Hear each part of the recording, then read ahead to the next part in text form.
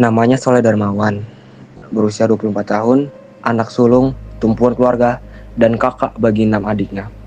Bagi Diana, Soleh bukan hanya anak, dia adalah harapan keluarga untuk keluar dari himpitan kemiskinan. Soleh tumbuh di keluarga sederhana. Ayahnya Saifullah hanya buruh bangunan dengan pendapatan tak menentu. Adik-adiknya masih sekolah, bahkan salah satu adiknya harus berhenti karena tidak ada biaya. Sejak kecil, Soleh hanya mempunyai satu mimpi, yaitu membantu keluarganya hidup menjadi lebih baik.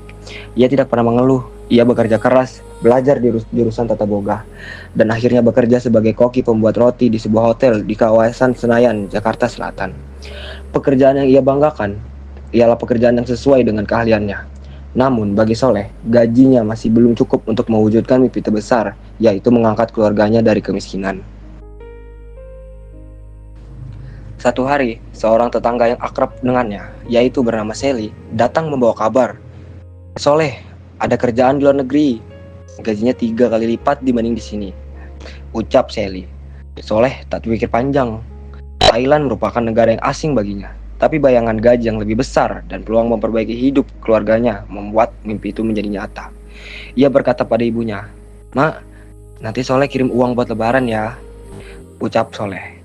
Ucapan itu membuat Diana tersenyum. Ia tak tahu itu adalah janji terakhir yang akan ia dengar dari anak sulungnya. Soleh berangkat, ia berpamitan dengan mata berbinar, membawa banyak impian dan rasa bangga karena akhirnya bisa bekerja di luar negeri.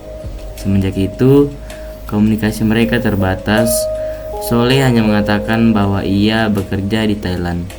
Ia tampak baik-baik saja, tidak pernah mengeluh. Diana percaya anaknya sedang berjuang keras demi keluarga. Namun, harapan itu perlahan berubah menjadi kecemasan. Beberapa minggu sebelum tragedi terjadi, Soleh sempat melakukan panggilan video dengan ibunya. Di layar ponsel, Diana melihat sesuatu yang membuat hatinya bergetar. Soleh tampak sangat lemah.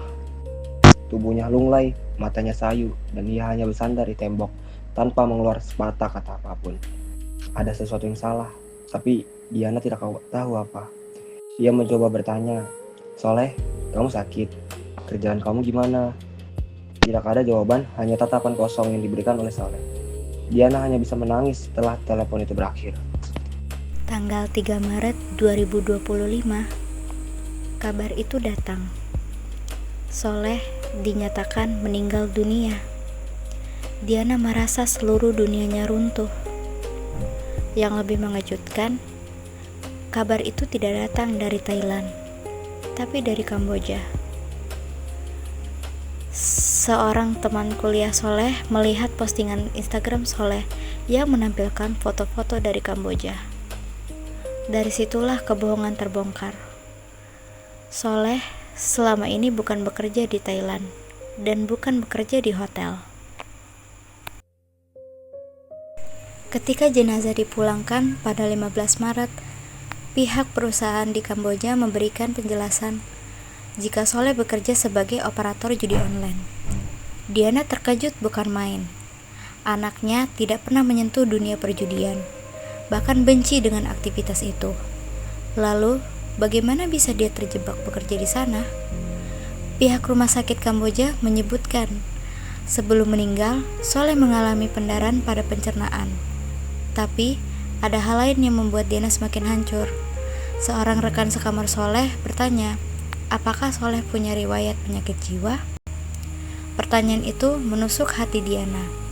Apa maksudnya? Anak saya bukan orang gila. Namun, tidak ada penjelasan lanjut. Semua serba gelap. Lebaran tahun itu datang.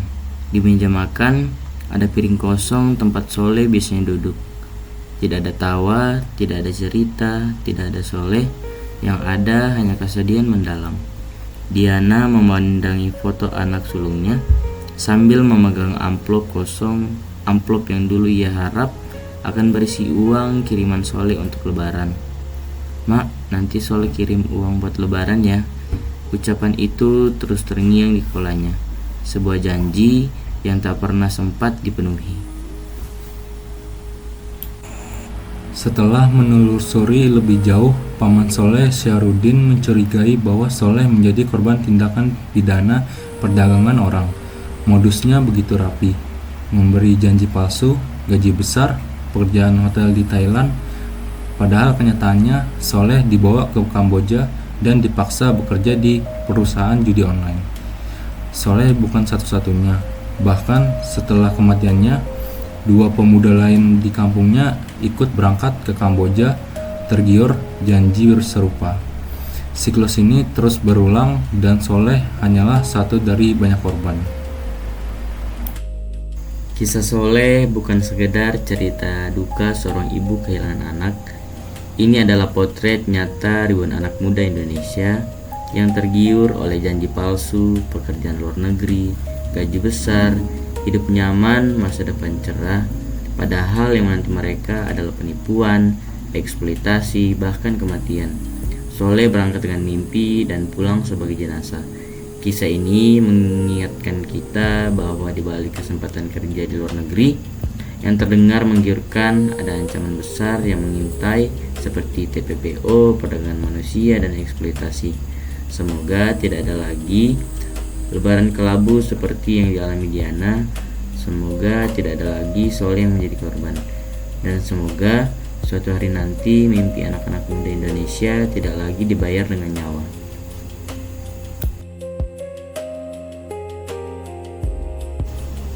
Untuk mencegah korban baru, ada beberapa ciri lowongan kerja luar negeri yang patut dicurigai.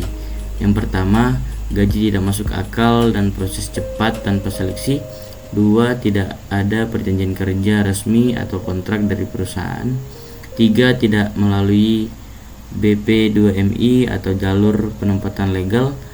4. Diminta membayar biaya besar tanpa rincian jelas. 5. Koordinator meminta paspor sebelum keberangkatan. Memahami ciri-ciri ini membantu calon pekerja mengambil keputusan yang lebih aman. Edukasi seperti ini bertujuan meningkatkan kesadaran publik, memperluas pemahaman tentang cara kerja sindikat trafficking, dan membangun kewaspadaan masyarakat.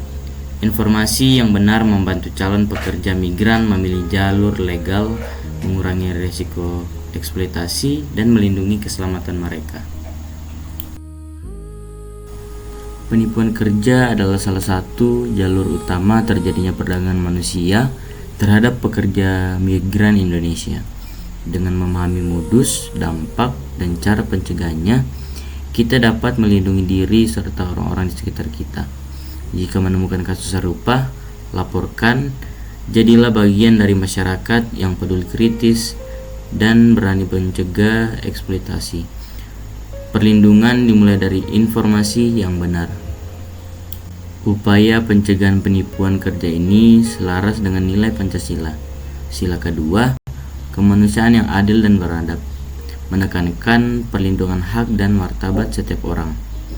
Sila kelima, keadilan sosial bagi seluruh rakyat Indonesia, tercermin dari penyebaran informasi yang merata agar semua warga mendapatkan akses pengetahuan untuk melindungi diri.